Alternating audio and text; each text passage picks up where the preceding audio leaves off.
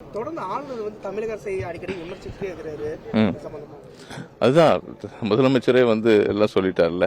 ஆளுநர் எந்த அளவுக்கு விமர்சனம் கொண்டாலும் அது நமக்கு திமுக ஆட்சிக்கு தான் அது பலமாக போகும்.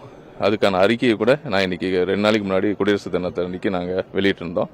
அதனால் தொடர்ந்து நம்முடைய ஆளுநர் அவருக்கு நம்ம திமுக ஆட்சிக்கு ஒரு உள்ளபடியே சொல்ல போனால் ஒன்றிய அரசின் ஒரு பிரச்சார பீரங்கியாக தான் அவர் செயல்பட்டு கொண்டிருக்கிறார்.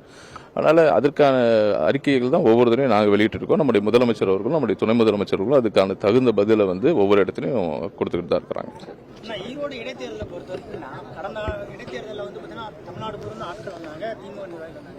நம்ம பக்கத்து மாவட்டமா இருக்கோம், வேற பக்கம் இருந்தாலும் இங்கிருந்து கூட தேர்தல் பரப்புரை மேற்கொள்ளலாம். ஆனால் யாருமே இது வரைக்கும் போன மாதிரி தெரியல. இல்லை எல்லாம் அப்பப்போ எல்லாரும் யார் யார் அசைன் பண்ணியிருக்காங்களோ அவங்க போயிட்டு இருக்கிறாங்க.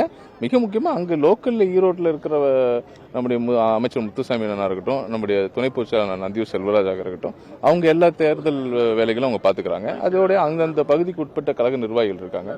அது போதும். ஏன்னா திராவிட மாடல் ஆட்சியில் எனக்கு தெரிஞ்சு இப்போ கூட நான் பேசிட்டு இருக்கும்போது ஒவ்வொருத்தங்களுக்கும் தேவையான அனைத்தையும் திமுக ஆட்சியில் முதலமைச்சர் அவர்கள் பெற்று தந்துட்டார்.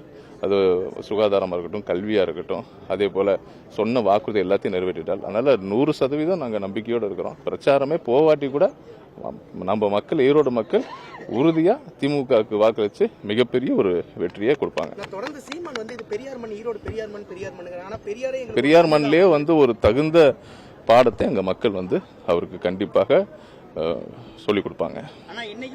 இந்த நிகழ்வுக்கு 550 பயனாளிகள் சொல்லியிருக்கீங்க. ஆனா பாத்தீங்கன்னா சொற்பமா 50 இருந்து ஒரு 100 இல்ல, அது திடீர்னு இந்த ப்ரோக்ராம் ஃபிக்ஸ் பண்ணதுனால ஒரு சில பயனாளிகளை மட்டும்தான் கூட்டிட்டு வர முடிஞ்சது. அதனால மறுபடியும் கூப்பிட்டு எல்லா பயனாளிகளையும் வர வச்சு நானும் நம்முடைய மாவட்ட செயலாளர் மதுரா செந்தில் அவர்கள் தலைமையில் கீழ் இங்க இருக்கிற அனைத்து கழக நிர்வாகிகளும் ஒவ்வொரு பயனாளியும் எல்லாரையும் வர வச்சு சிறப்பு வாய்ந்த ஒரு நிகழ்ச்சி நாங்கள் ஏற்பாடு செஞ்சு அவங்களுக்கு இந்த திட்டத்தின் முக்கியத்துவத்தையும் கண்டிப்பாக எடுத்துரைப்போம்.